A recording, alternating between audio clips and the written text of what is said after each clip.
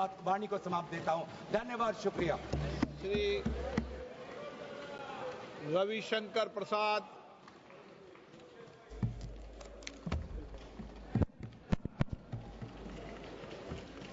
माननीय अध्यक्ष जी, मैं बहुत कृतज्ञ हूं कि मुझे इस महत्वपूर्ण बिल पर बोलने का अवसर दिया गया है। सर, मैं विपक्ष की बात सुन रहा था। मुझे उनके तर्क को समझने में थोड़ी कठिनाई हो रही है। वक्फ बिल में संशोधन होना चाहिए, लेकिन नहीं भी होना चाहिए। ये दोनों तर्क कैसे चलेगा? सबसे पहले बात थोड़ा संविधान की कर लेते हैं। आजकल लाल किताब बहुत घूमती है। जब भी कोई विषय होता है, संविधान की लाल किताब दिखाते हैं। सर, हम संविधान की हरी किताब लेकर के आए हैं जो संसद में रखी हुई है, तो मैं इसी को दिखाऊंगा आज।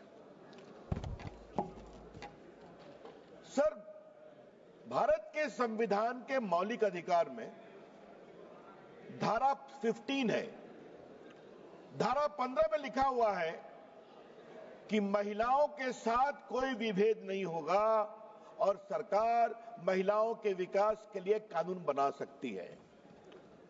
तो अगर यह वक्फ बिल देश की खवातीनों के विकास के लिए, वक्फ में उनकी भूमिका के लिए यह कानून लाया जा रहा है, तो यह कानून गैर संवैधानिक कैसे हो गया भाई? सर, संविधान की धारा 15 में यह भी लिखा हुआ है कि सामाजिक रूप से पिछड़े वर्ग के लोगों के विकास के लिए सरकार कार्रवाई कर सकती है। यह सच्चाई है। Honorable member, please. मैं जिस प्रदेश से आता हूं, Honorable member, please be seated. जरा Honorable member, सर, जरा लोगों को please बैठा be दें। seated. Honorable member. ये स्टाइल का मामला है। रूपा फ्रंटलाइन।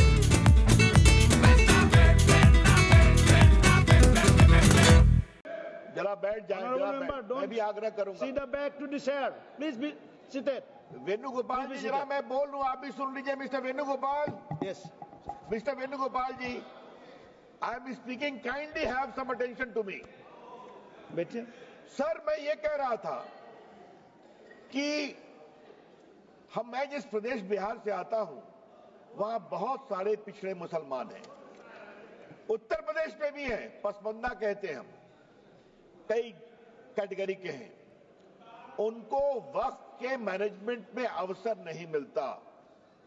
और अगर संविधान की धारा 15 के आलोक में इस बिल में इस बात का प्रावधान किया जा रहा है कि पिछड़े मुसलमानों को भी वक्फ में जगह दी जाएगी, उनको जगह दी जाएगी, तो परेशानी क्यों है इनको? और सर, जहां तक सर सवाल है सर, मैं ये बताना चाहता हूं कि संविधान की दुहाई का जवाब मैं संविधान से ही दे रहा हूं। ये वक्फ में जो संशोधन हो रहा है, वो मौलिक अधिकार की धारा 15 में उसकी अनुमति मिलती है। अब सर, धारा 25 की बात की गई sir.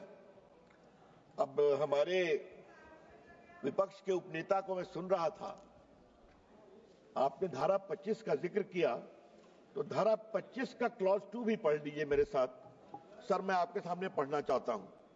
Nothing in this article shall affect the operation of any existing law और prevent the state from making any law regulating or restricting any economic, financial, political or other secular activity which may be associated with the religious practice। तो अगर वक्फ की जमीन बर्बाद हो रही है, अगर वक्फ की जमीन लूटी जा रही है, अगर वक्फ की जमीन हड़पी जा रही है, तो संविधान की धारा 25 यह अधिकार देता है कि कानून बन सकता है।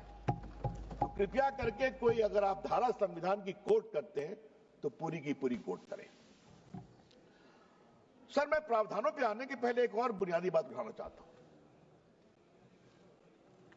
वक्फ के माने क्या है सर? माननीय मंत्री जी ने विस्तार से बताया है।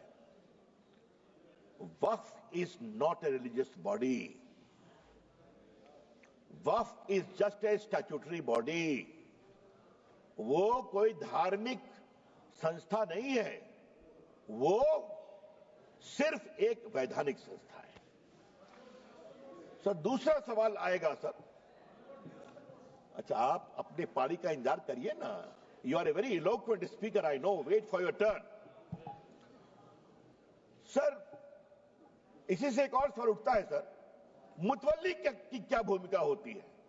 आज मैं चाहता हूं इस बात को सदन में रखूं और सदन के माध्यम से देश में जाए।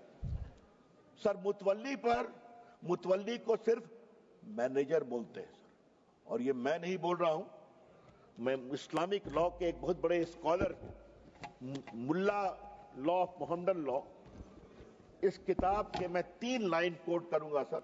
मुल्ला principle of Mohammedan law, M Hidayatullah जो भारत के पूर्व मुख्य न्यायाधीश थे, उन्होंने इसको रिवाइज किया था सर, बहुत बड़े जूरिस्ट थे, और मैं इसके सिर्फ एक पैराग्राफ को पढ़ूंगा sir. Para 202, mutawalli, under the Mohammedan law, the moment a waqf is created, all rights property pass on the waqif and vested in the Almighty. The mutawalli has no right in the property belonging to the waqf. The property is not vested in him. He is not a trustee. He is merely a superintendent or a manager. तो मुतवल्ली साहब ये 8 लाख की property के खाली manager हैं, और क्या हो रहा है? तो क्या सरकार खामोश है? अगर वक्फ देने वाले की प्रॉपर्टी लूटी जा रही है तो क्या खामोशी चलेगी सर? ये तो नहीं चलेगी। सर, कुछ और मैं बुनियादी सवाल उठाना चाहता हूं सर इस बहस में, जो उठना चाहिए। ये 8 लाख संपत्ति है, इसमें कब्रिस्तान भी होंगे, इसमें मस्जिद भी होगी सर।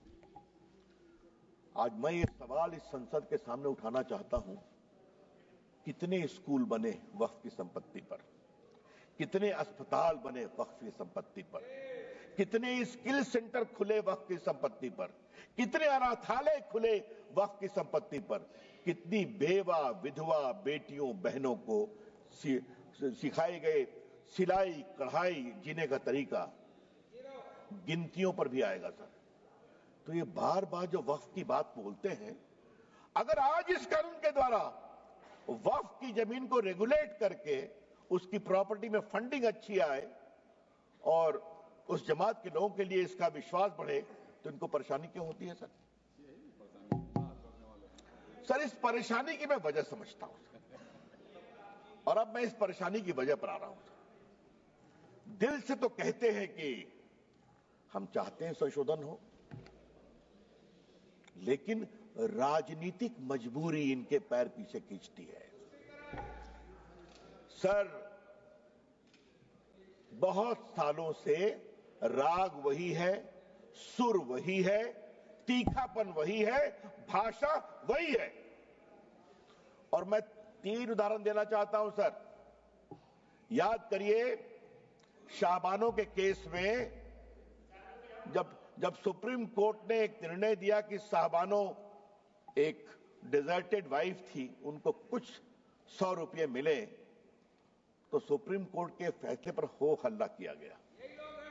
यही लोग हैं। और सर, उस समय राजीव गांधी इस देश के प्रधानमंत्री थे, 400 का बहुमत था, मात्र एक बेवा मुस्लिम 75 साल की महिला को कुछ 100 रुपये दिए गए, क्या हंगामा खड़ा कर दिया गया। और सर, आज जब मैं शाहबानों पर बात कर रहा हूं सर, तो मुझे अपने दोस्त आरिफ मोहम्मद खान के बारे में कुछ बोलना है सर। वो आपकी सरकार में मंत्री थे, उनका 2 दिन ऐतिहासिक भाषण हुआ था इसी सदन में कि सुप्रीम कोर्ट का फैसला अच्छा है। एकाएक हंगामा गया, राजीव गांधी हिल गए, डोल गए, कहे तुम वापिस हो जाओ, हम कानून ला रहे हैं सुप्रीम कोर्ट के निर्णय को उलटने के लिए। ये भी हमने देखा है ना सर। शाहबानों के बाद यात्रा आती है साराबानों तक सर, 3 तलाक पर। 3 तलाक को लेकर सर इतनी परेशानी थी, मुस्लिम महिलाएं गई थी कोर्ट में। और सर, मैं हाउस में आज कहना चाहता हूं, 2 साल तक इनकी सरकार ने सुप्रीम कोर्ट में जवाब नहीं फाइल किया, ताकि मामला लटकता रहे। और आज सर, मैं बड़े गर्व के साथ कहता हूं कि जब 14 में सरकार आई तो माननीय प्रधानमंत्री जी ने मुझे कानून मंत्री बनाया था, तो फाइल आई कि सर का जवाब फाइल करना है, सुप्रीम कोर्ट डांट लगा रहा है। तो मैं गया प्रधानमंत्री जी के पास, तो उन्होंने कहा जाओ कोर्ट के अंदर और कोर्ट के बाहर खड़े हो जाओ कि नरेंद्र मोदी की सरकार 3 तलाक की पीड़ित महिलाओं का खड़ी है। सर, आज मैं all India Muslim personal law के बारे में कुछ कहना चाहता हूं, बोर्ड के बारे में।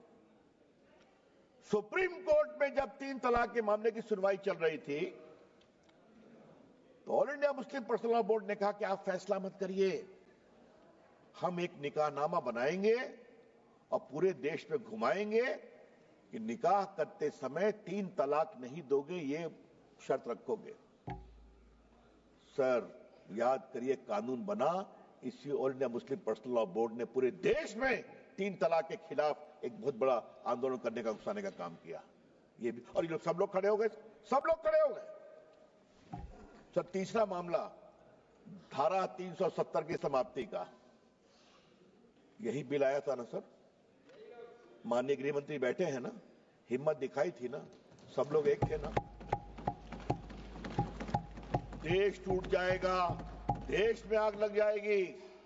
आज 370 समाप्त हो गया। आज कश्मीर का विकास हो रहा है, जम्मू का विकास हो रहा है, पूंजी निवेश हो रहा है।